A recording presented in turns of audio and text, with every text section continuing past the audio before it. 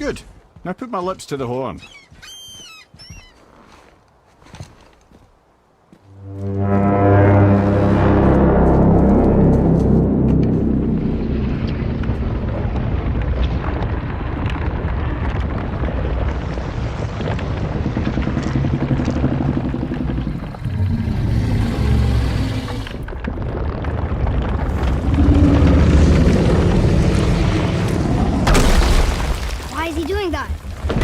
Had that statue made in honor of Thor.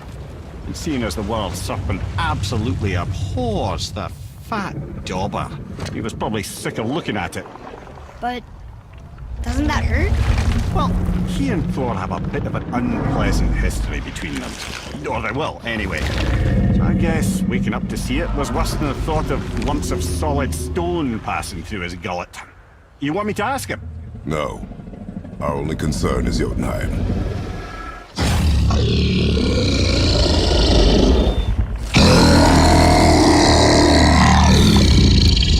Alright, wish me luck.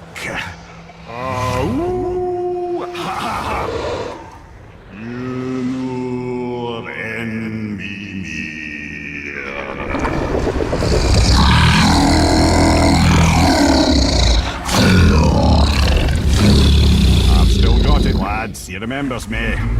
Why you... Oh no, that's not right. Makuna huntun kun.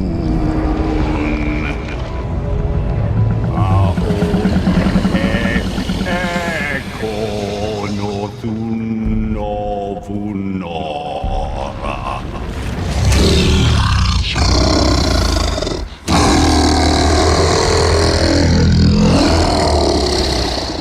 He knows the pain of your loss. He will help you.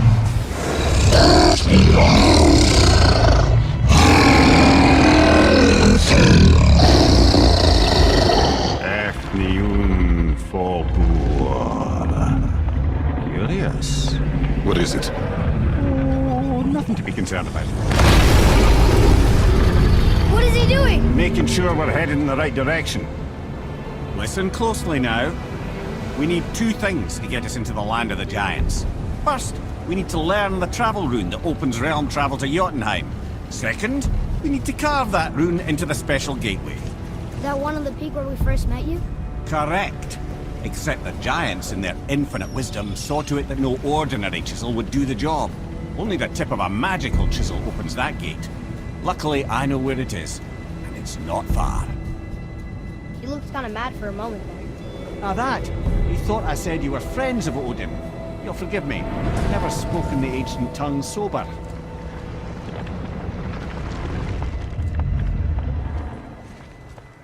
Wait, look! The water's dropped even further.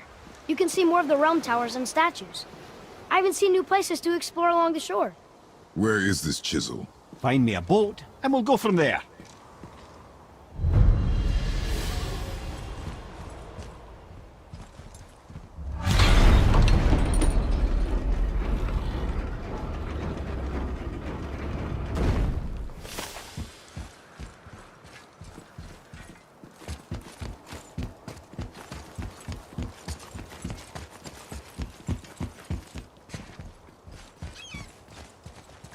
So when we get to the boat, we can either look for that special chisel now, or go exploring for a little while. I'm happy with whatever you want to do.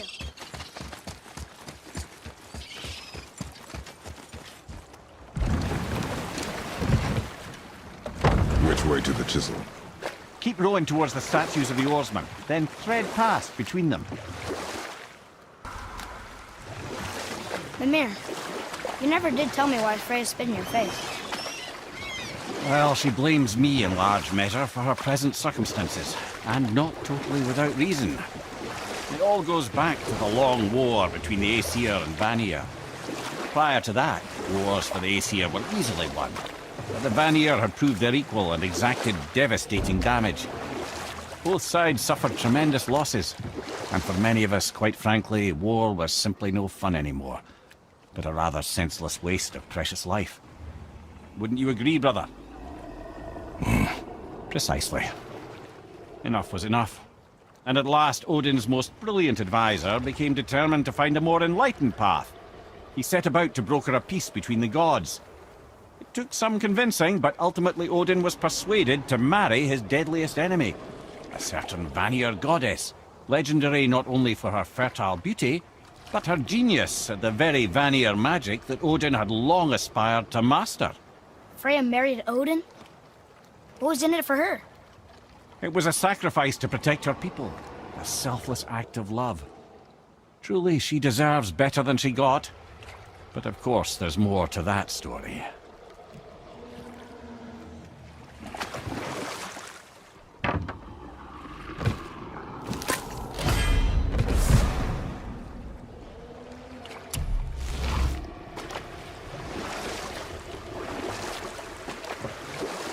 Wow, it's like there was an entire city under the water. Aye, lad. A forgotten city. What was it called? Well, I forgot.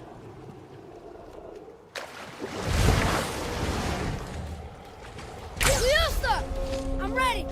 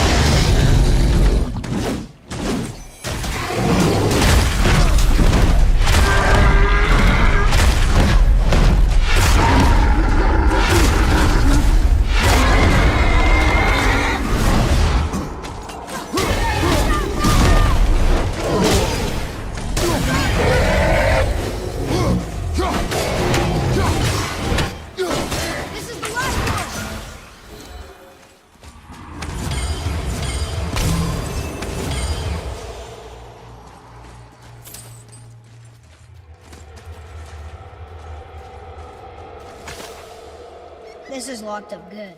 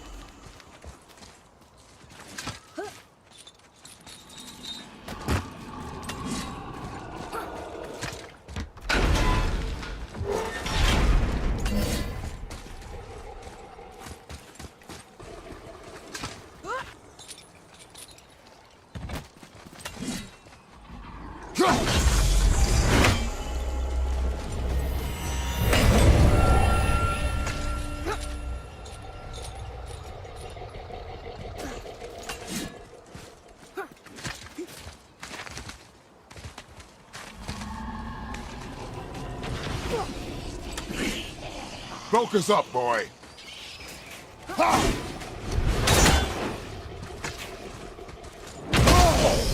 felt that one, brother.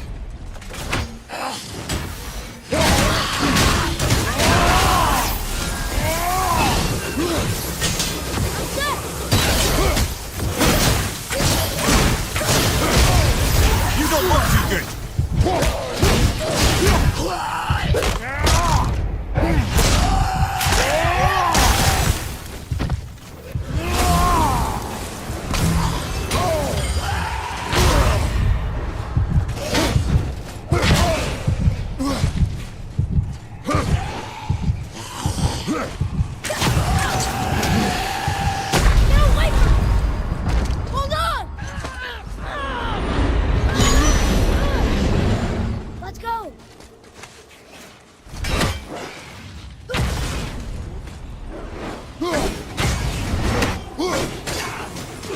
Keep it up.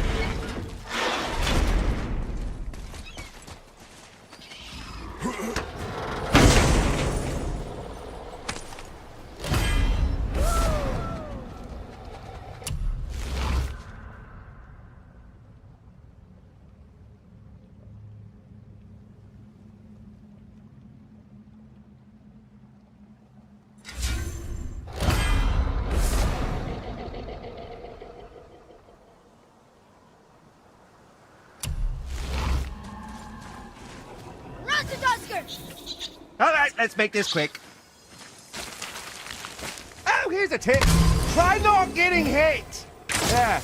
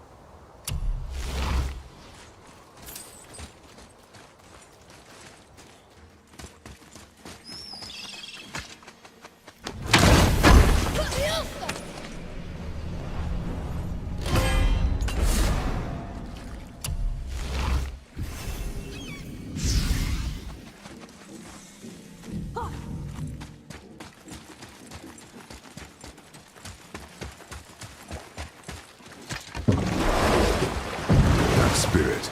The one whose mom was killed by Thor? What about it? Let his story be a reminder.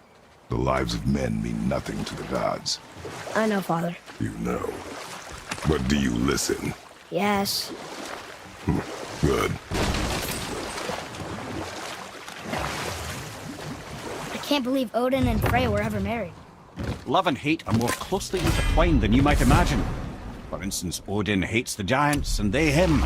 But Thor's own mother is the giantess Björgun, one of Odin's great loves. So Thor's half god and half giant? Weird. Once Björgun was gone, lonely ages passed for Odin. And as war with the Vanir raged, I could see what he really wanted beneath his bluster. And after no small amount of convincing, Freya agreed. For a while there, he really turned on the charm. He seemed happy. He seemed interested in making her happy. He granted her so many wishes I could scarcely recall them all. The peace held, and I truly believed all had worked out better than I could have planned. But Odin's true face showed itself again in the end. Oh, he won Freya's trust, and she taught him some of her Vanir magic, another choice she would live to bitterly regret. Sadly, despite his wise counsellors' best efforts to persuade him that peace was the only true path to stave off Ragnarok, Odin never let go of his obsession with Jotunheim. The taste of Vanir magic led him to new forms of experimentation and new levels of depravity.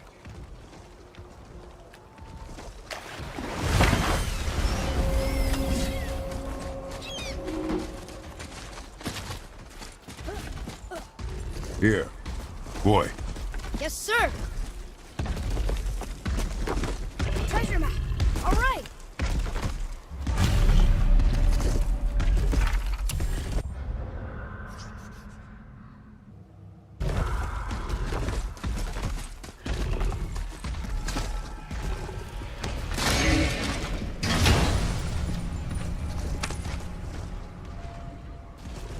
Hey, it's a fragment of a language cipher. We should look for more like this.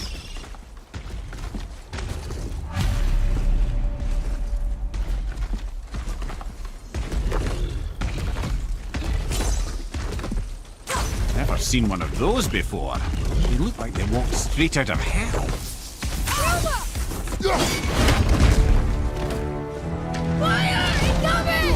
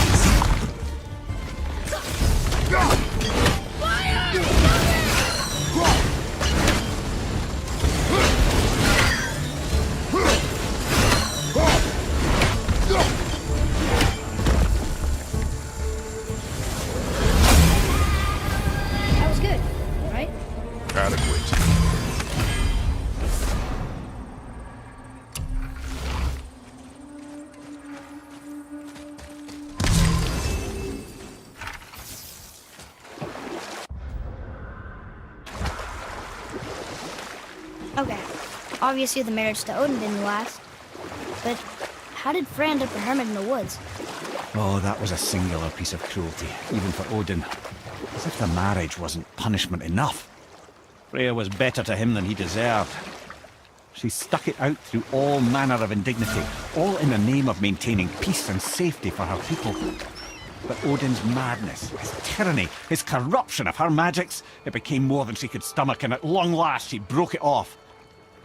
Odin's wrath was fierce, and his curses upon her were more than she dared to fear. But her magic was so much stronger than his. After so much time together, he knew her vulnerabilities, and exploited them to craft curses she could never break. Oh, like not being able to leave Midgard. Worse still, he robbed her of her warrior spirit. Freya cannot fight, even to defend herself. No living thing may she harm by blade nor spell. In a world this belligerent, what choice does she have but isolation? Poor Freya. I guess if I was her, I'd spit in your face too. Aye, lad. So would I.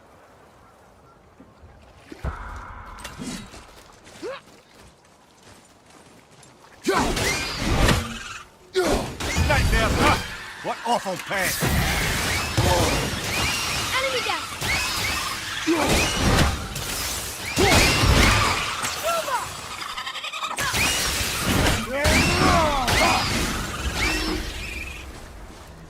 I'm ready!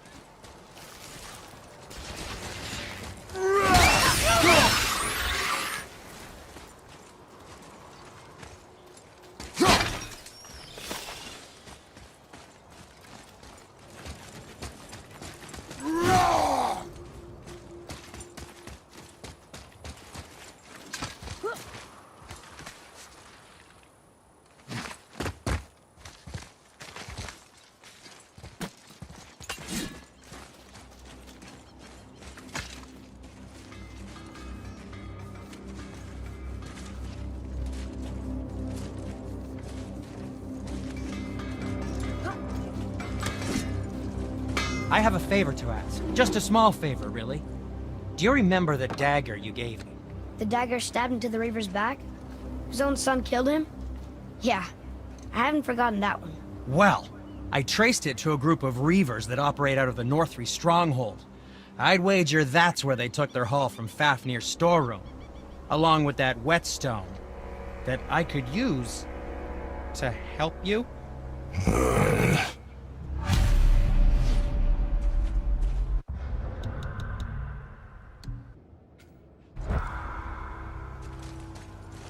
Another treasure hunt? Pointless.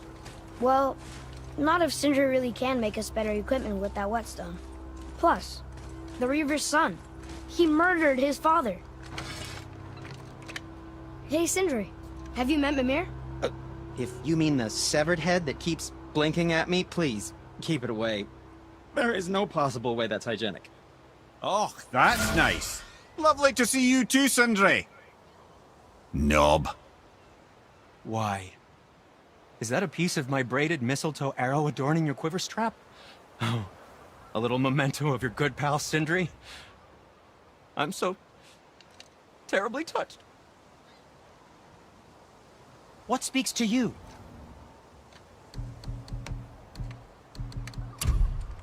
The secret to any craft is in the fine details.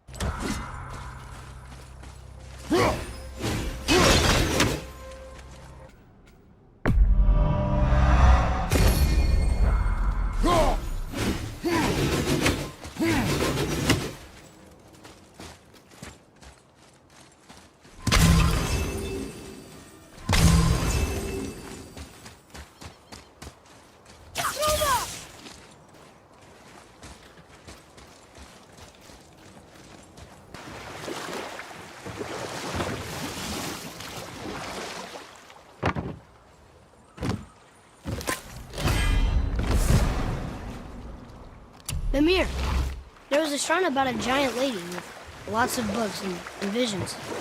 Ah, that would be Groa, the Knowledge Keeper. She was a gifted sorceress who gathered every tome of arcane wisdom she could find in the realms, all in the hopes of augmenting her powers of prophecy, that she might find her lost husband, Arvandil. But it was not her husband she would glimpse in her visions, for it was Groa, seeing longer and farther than any before or since, who witnessed Ragnarok, the end and the beginning. When Odin caught word of her ultimate prophecy, he maneuvered to obtain her knowledge and hoard it for himself. Enough. No stories. Not while on foot. Our focus is the road. Completely understand. I'll finish later, lad.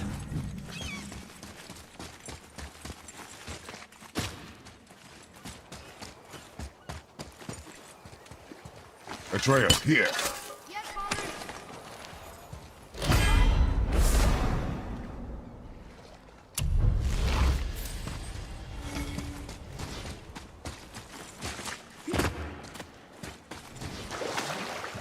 Come here. Can you finish that story you started? Odin schemed to capture the visions of Ragnarok recorded by Groa, the Knowledge Keeper. Groa knew Odin as a long-time patron of her services, and so she welcomed him into her library as a friend. What she did not know is that Odin himself was behind her husband's disappearance, having used his enchantments to conceal his death at Thor's hands from her sight. Smiling, jealous Odin took her by the throat, and with his very hands he stole her library and her life for his own. I always knew Odin was bad, but that's just... Ruthless, barbaric, heartless? That's Odin. In fact, we would do well to sit here in silence for the next few moments and reflect on Odin's capacity for cruelty. And so... Reflect longer.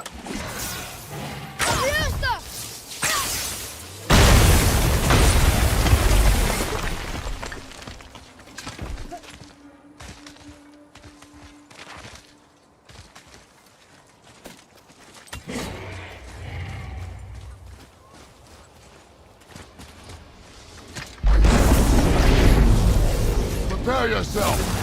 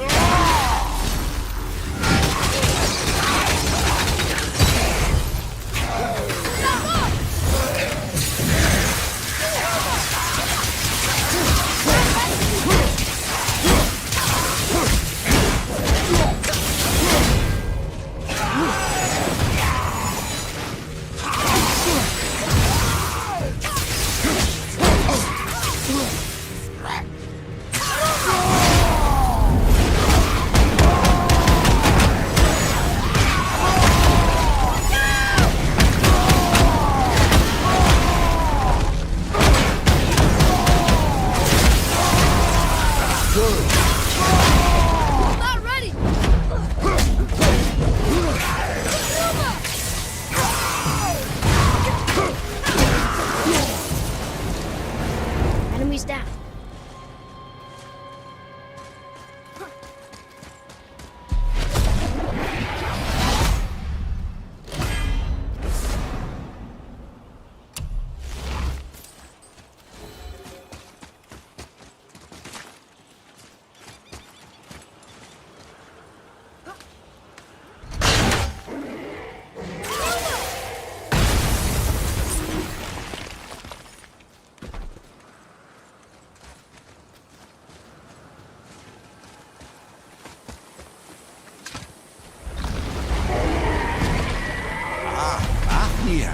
I always wondered what became of him. Wait, Fafnir? Like, Fafnir's storeroom Fafnir? The very one. But Sindri said he was a dwarf. He was. And now he's a dragon. Funny how life works, isn't it? He's chained up. Perhaps we should keep an eye out for binding shrines and free the poor bastard. Aye, lads?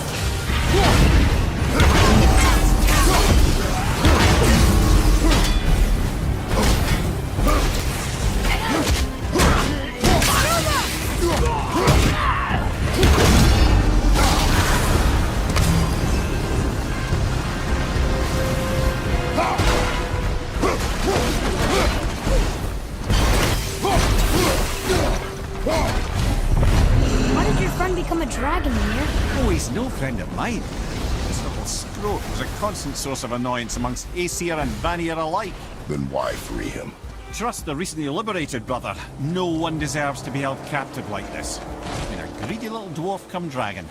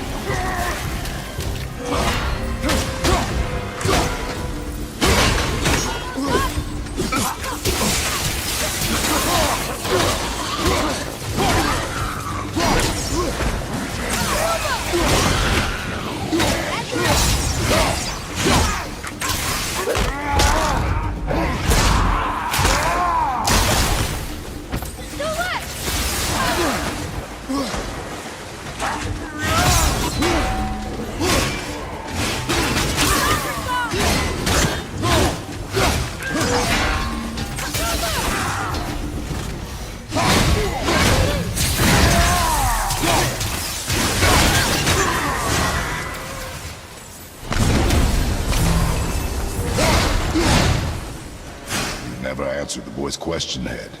How did this dwarf become a dragon? Don't know for certain, though I'd wager his penchant for stealing magical artifacts had something to do with it. Must have stolen a trinket from the wrong Vanir goddess.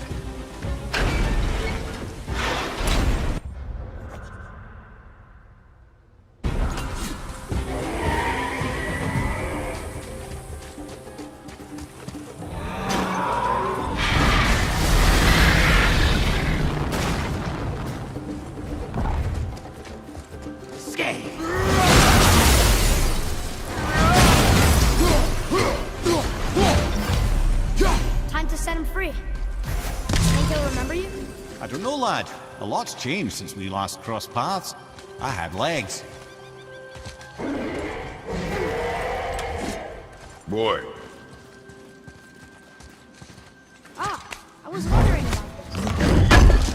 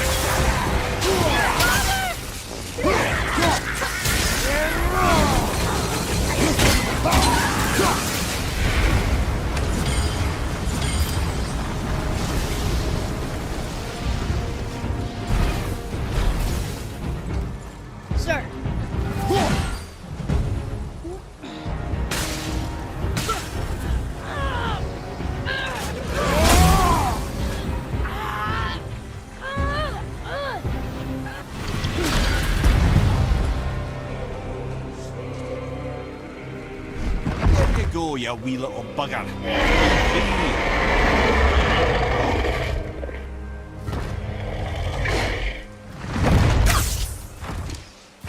Well, I think Dragon hasn't done much for his personality.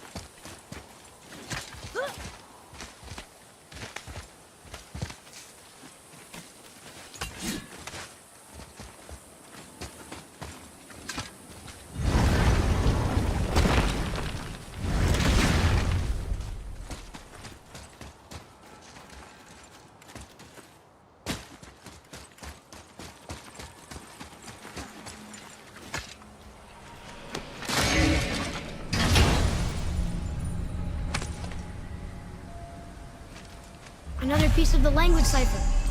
Good.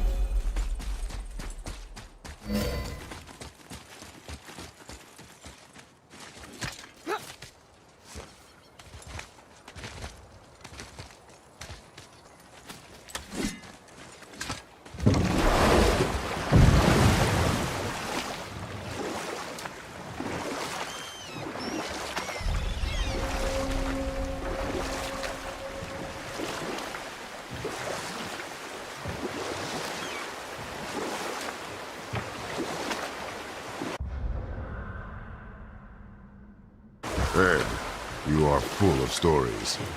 When will you tell one that entertains? I beg your pardon? You just insulted him. Yeah, I got that. So you want a corker, do you? Very well, my brothers. I'll tell you the story of Hrungnir, the brawler. The real story. There was a huge battle, right? His shrine had him in the middle, fighting off Aesir. A pretty story, but no. Hrungnir, you see, was born with neither head nor heart, so the giants had to complete him with stone. He was strong, to be sure, but also a perfect simpleton. Odin met him wandering in Midgard one day, found him so amusing, so harmless, so gullible, that he invites him back to his palace in Asgard. There he gives Hrungnir his fill of mead, and goads him into all manner of boasts and antics, all for the amusement of the court. I was there. I saw the Aesir laugh as Hrungnir leapt upon his shield and swore he'd kill us all and take our womenfolk back to Jotunheim. Then Thor shows up. And does he laugh? Oh no. Thor takes one look at the drunken stone buffoon and brings down Mjolnir on his head so hard that he's got chunks of Hrungnir in his own skull to this day. Thor is so startled by the face full of rock, he doesn't notice Hrungnir's body topple right onto him with a sickening crunch. And again, the roars of laughter echo through the palace halls. That's an awful story, Mimir. Nothing like the ones Mother told me. Let that be a lesson, my son. Truth is seldom so pretty as myth and legend.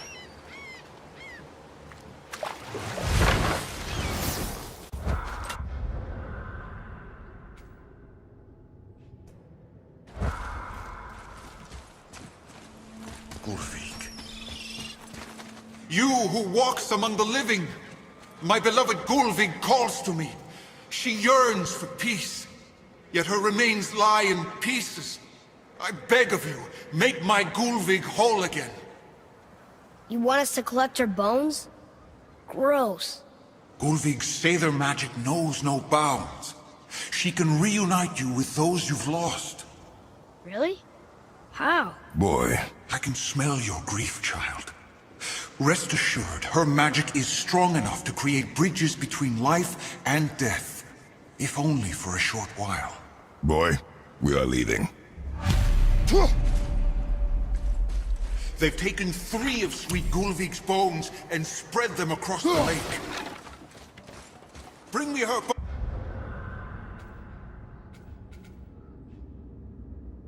once, child. Gullveig will reward you.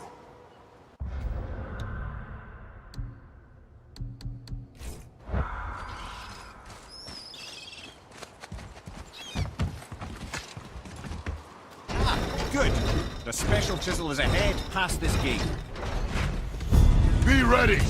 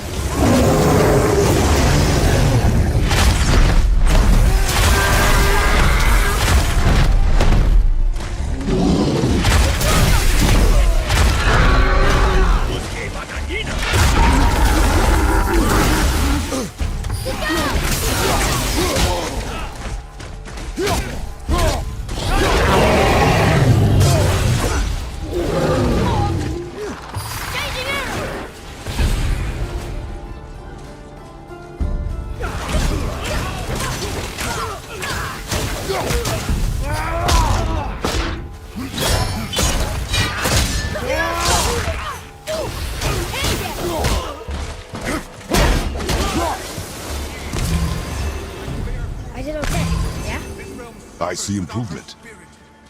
Father, maybe we should look for those bones. Why? Didn't you hear him? We could talk to Mom again. If we keep an eye out Look while if you wish, boy. I will not be distracted by this fool's errand.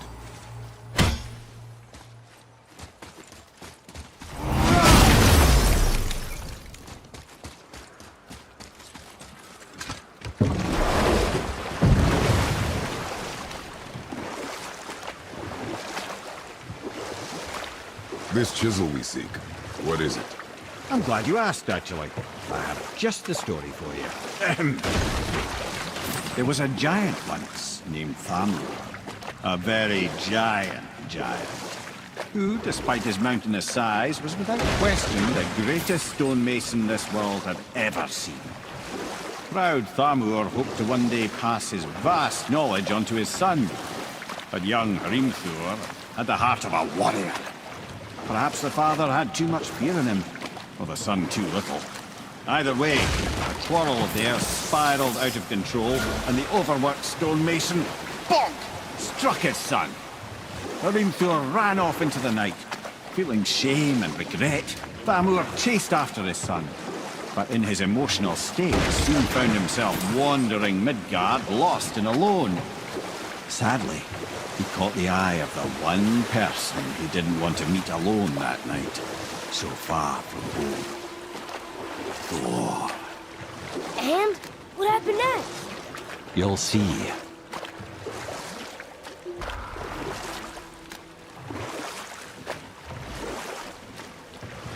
Thor killed him. And look, he found a village? Aye. When Thamur fell, he crushed a charming place famed for worshipping the Vanir god Njord. Thor always took credit for planning that one. The truth is, the sweaty ballbag just got lucky.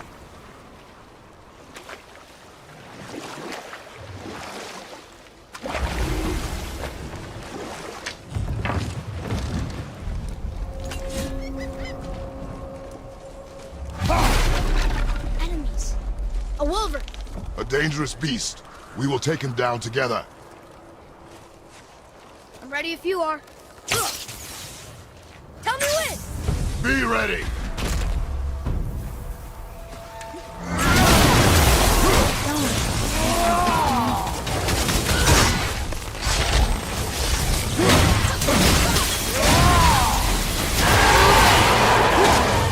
Brother, looks like that crystal's running again.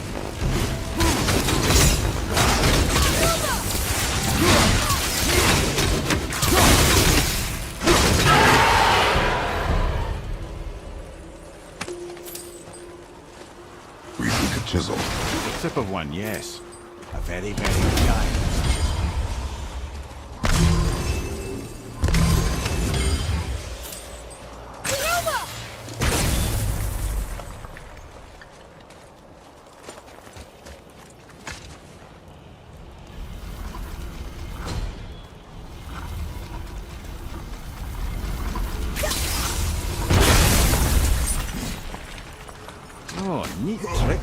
Thanks. It's his idea.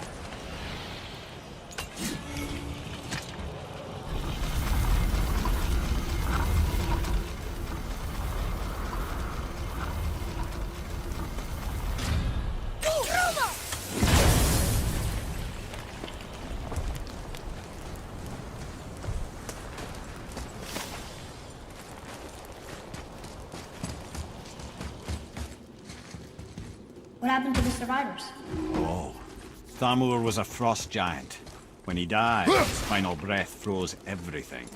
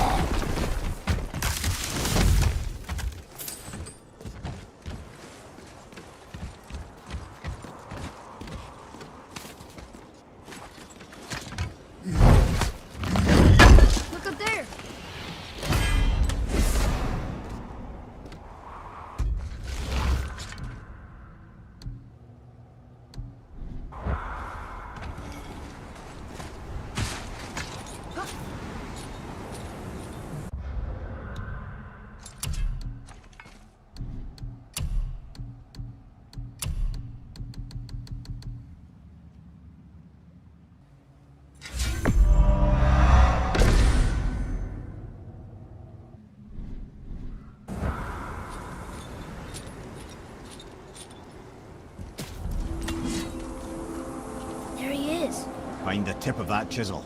That's the magic we need.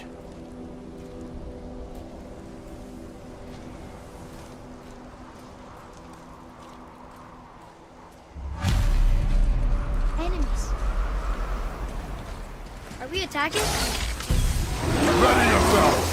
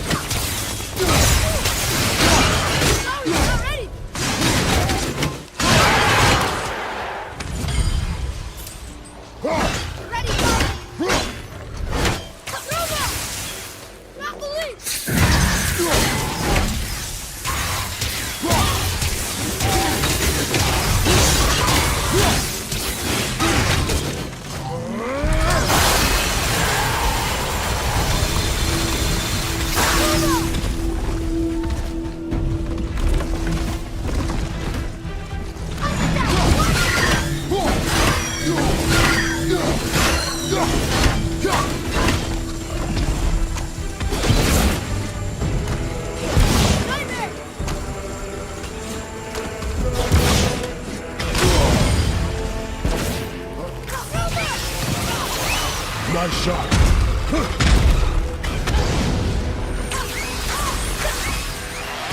Sorry, not ready.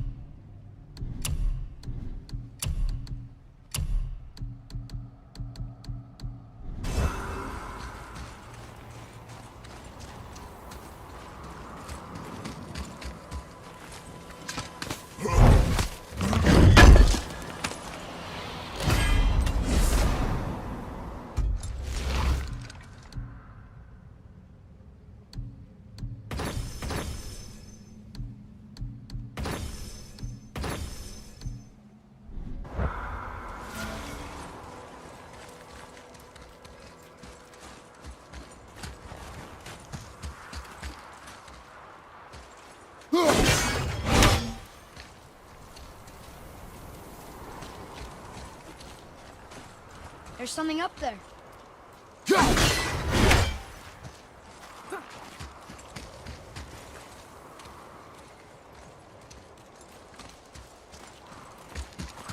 An all-fine light crystal.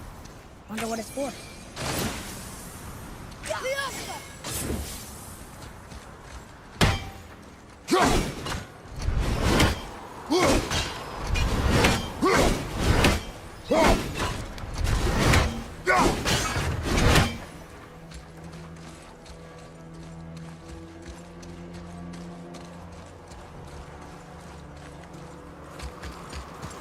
Atreus, here. Yes, Father.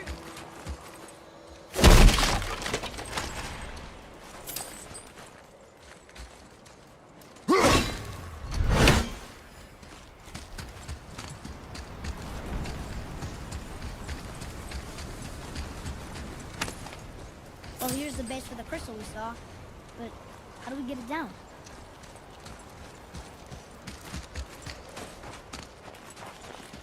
Hey, hardened road tree sap. That's handy.